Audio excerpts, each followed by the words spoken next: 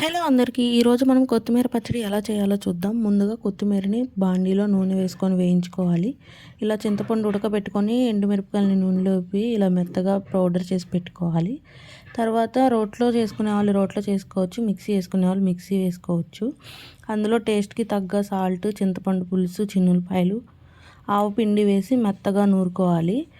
ఇలా నూరుకున్న తర్వాత దాన్ని తీసేసి పోపు వేసుకునే వాళ్ళు పోపు వేసుకోవచ్చు, అలా తినేవాళ్ళు తినేయచ్చు. మేమైతే పోపు వేసుకొని తింటాము.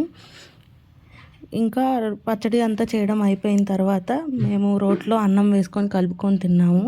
మా చిన్నప్పటి నుండి మేము ఎప్పుడు రోట్లో పచ్చడి చేసిన ఇలానే తింటాము. మీలో ఎంతమంది ఇలా తింటారో కమెంట్ చేయండి. అలా కలిపిన తర్వాత ఒక్కొక్క ముద్ద తింటుంటే అసలు ఆ టేస్ట్ సూపర్ ఉంది. మీలో ఎవరైనా ఇలా ట్రై చేయాలనుకుంటే ట్రై చేయండి. Thanks for watching my video. Don't forget to subscribe. Thank you. Bye bye.